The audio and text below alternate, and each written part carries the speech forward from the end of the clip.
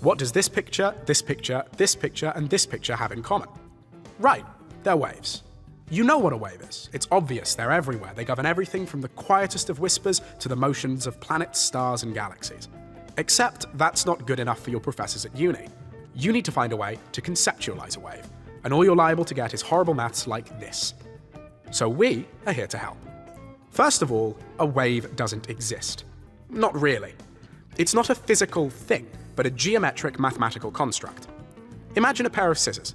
The point at which the blades cross is here, and if you close the scissors, this point moves. But this point doesn't exist. Remove the scissors and the point will disappear. It's not a real, physical, interactable thing. It's a mathematical way of describing where two things intersect. In the same way, a wave is a mathematical way of describing the motion of something. The wave doesn't exist. It's just the regular, predictable movement of particles that creates the illusion of a wave. These points are moving up like this, these points are moving down like this, so the wave looks like this. The equations you do at uni are just ways of describing how increasingly complicated systems of particles move. Sound waves are just the motions of particles in air.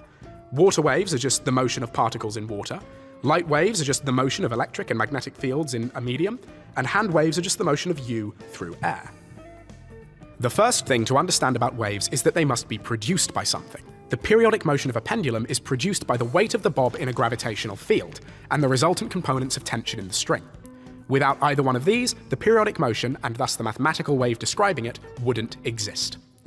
The second thing is that, regardless of whether you're talking about particles moving or fields moving, each part of a wave must influence the next. This is most visible in a Mexican wave. Each part of a wave is influenced directly by the preceding part. This brings us nicely onto the third important point. Waves do not transfer matter, but energy. If you have a full bath and a rubber ducky, and you try to push the water back and forth, the ducky will not move, but you'll still get tired.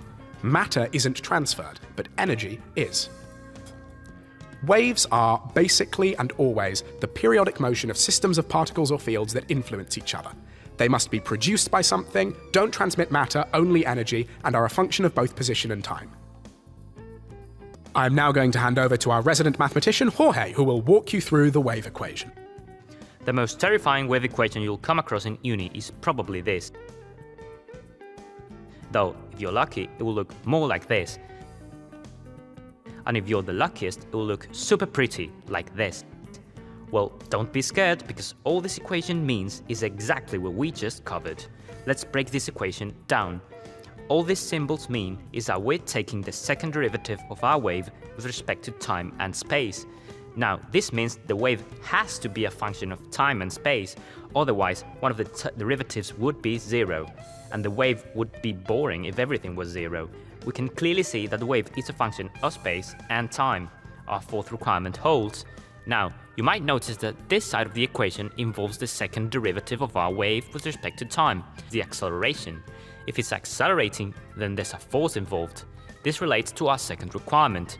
If there's a force, then something must be producing that force, and the only thing near our wave is other parts of the wave. Each part of a wave influences the next. The third requirement then becomes kind of trivial. If there's an acceleration and a force, and that force is moving something, then that force does work.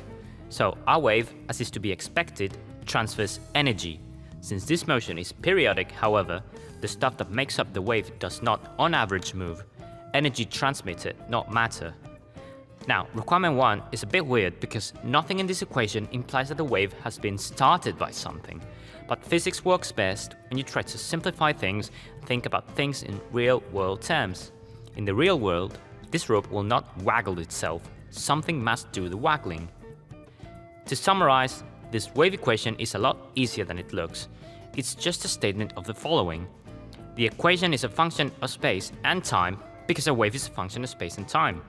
There's an acceleration term because there's a force because each part of the wave is driven by its neighbors.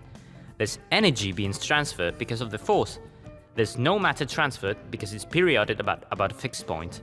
And the whole thing obviously must have been started by something somewhere. The equation's mum says basically the same thing and the grandmom says it too, just with more fancy language. I will now hand you back to Alex.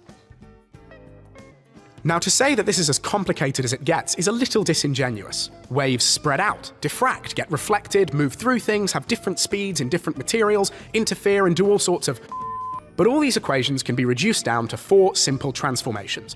When a wave hits a boundary, a part is reflected and the rest is transmitted. It passes through. When 2 waves meet, they add up or cancel out. Any of the weird wave interactions you learn at uni is usually just a combination of these 4 transformations. Waves are a difficult topic. When you're caught up in all the maths that goes along with it, it can be hard to actually visualize what's going on. But by keeping these simple requirements in mind, and by having the 4 transformations handy, you can always simplify even the ugliest of problems into something easily understandable. Much of being a good physicist is being able to simplify. To be able to, in the midst of it all, take a step back, take a deep breath, and realize that even Schrödinger started out with a function of space and time.